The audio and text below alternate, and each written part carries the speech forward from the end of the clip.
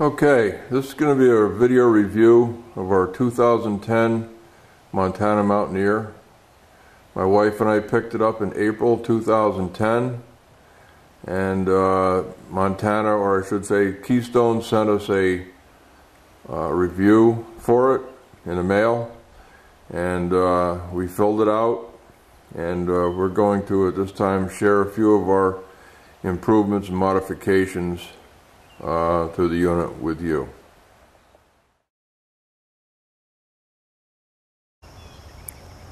Okay, one of the first things that we did after we got the unit was install the slide toppers.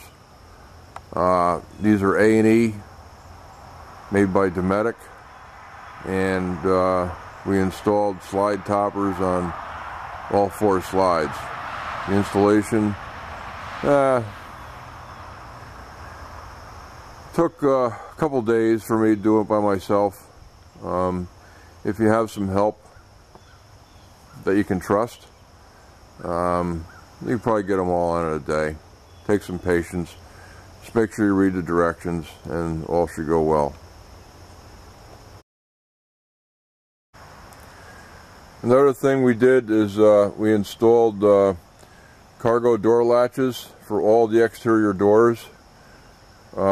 Really couldn't figure out why Keystone couldn't have put these on at the factory. They're a 10-cent item from them. So as we open the door, anybody who's had these before knows that it can be a pain, especially if it's windy out, and makes it so much easier to keep your cargo doors open when you're trying to work on it or in it.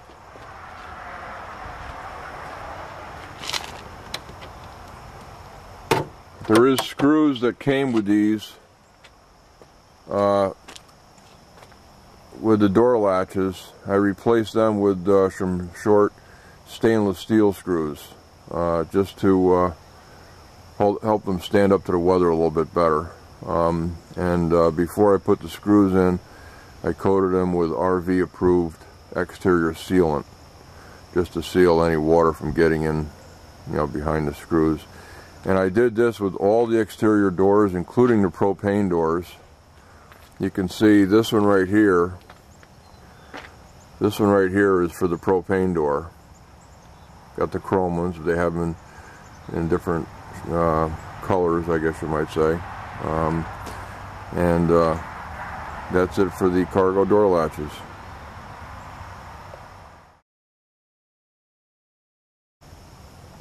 Okay, another thing that I did, I replaced the key lock on the door that controls your the front legs of the unit with just a small thumb latch. This is strictly convenience. It got to be a pain to go get a key every time I wanted to get in that compartment, so I just replaced it with a thumb latch.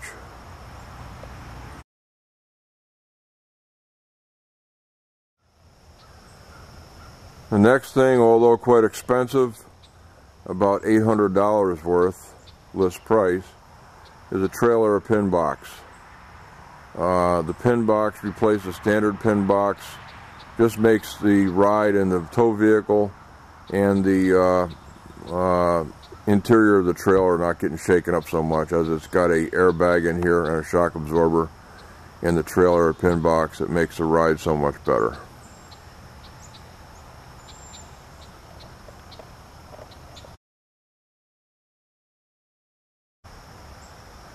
The next thing I did was I removed the spare tire from underneath the unit. I have no idea. These people have got to be out of their minds putting a spare tire underneath these things. Who's going to crawl underneath on their hands and knees or on their bellies to get a spare tire off if you get a flat? So I relocated it to the back bumper. Much better. Keystone should be able to come up with something, even for the ones that have the integrated bumper. Some kind of a bracket or mount on the rear of the vehicle for the spare tire. It makes it much more convenient for the consumer. Another thing, after I took the spare tire off, made these brackets underneath. One bracket holds a 4x4 fence post cover that I fabricated to hold the sewer hose. And I used the same holes that the spare tire carrier used to mount my sewer hose carrier. So that was one thing that I did with the holes from the spare tire carrier. Another thing is I put a piece of angle iron across the back using the same holes and mounted mud flaps to them. Of course, I got my tire covers on here right now so you can't see the wheels, but the mud flaps do work good, and the mud flaps keep the mud off of the rear jacks, the rear stabilizing jacks, which is right here. Anybody that's had these travel trailers know that mud and debris comes up from the tires and gets on these on the jacks and kind of gums up the works. So the mud flaps definitely help.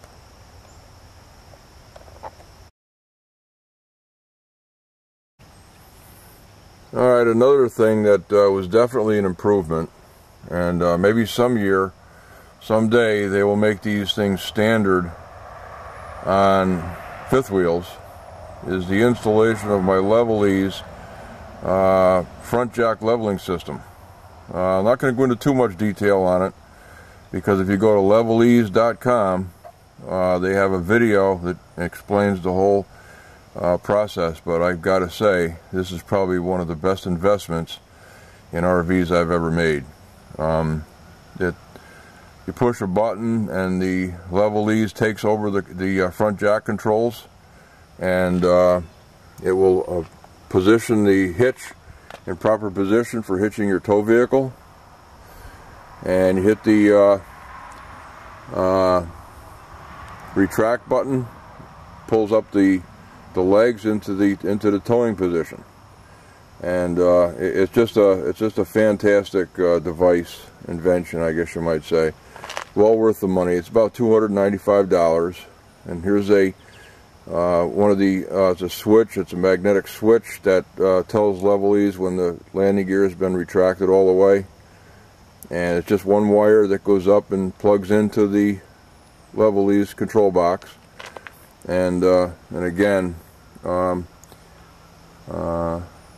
really is a nice thing to have on your unit. It makes life much easier.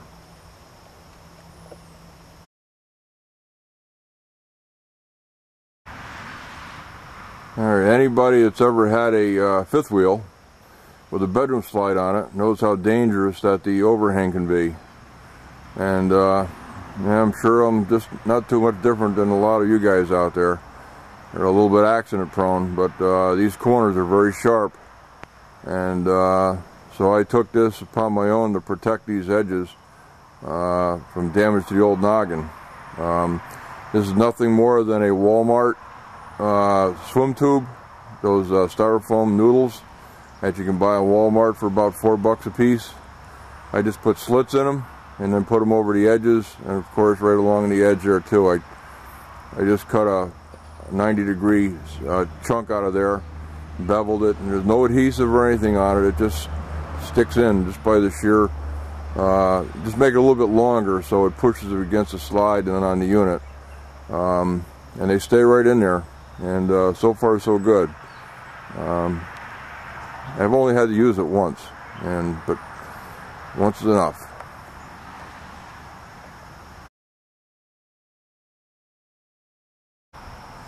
Okay, while we're on the subject of pet peeves, one of my favorites was the failure of Keystone to put an inside switch for the electric portion of the hot water heater. Instead of being able to turn on your electric hot water heater from the inside of the unit, you have to go to the outside, take the cover off like I did here, go on over and throw this switch in here. Let me see if I can point it out to you. There's a switch in here that says on. You have to throw that switch in order to turn your electric hot water heater on. By default, it's on gas. Now, to me that's quite of a pain to have to come outside and turn that switch on every time I want to use my electric. Turn it off, you got to go on the outside, open up the thing, turn it off. The Montaners, on the other hand, have a switch on the inside of the unit that turns the electric on and off. They just cheapened up the Mountaineers just that much. Keystone, this is a big improvement that you could make on all units that would make your customers much happier.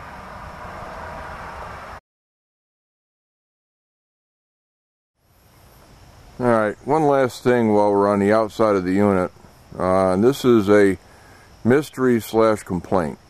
Now I know Keystone like to make things convenient for people, but why in the world would they put speakers way up here on the outside of the living room slide, on the top? Nobody, I don't think anybody, sits on a picnic table outside of their living room slide. Don't we all go under the awning over here? This is where the speaker should be, and a lot lower too, like around door latch level, so you can hear them. I don't think anybody else in the campground wants to hear your outside speakers, so having them close to where people congregate and low enough where they can be heard without getting too loud would be a much better option. Keystone, are you listening?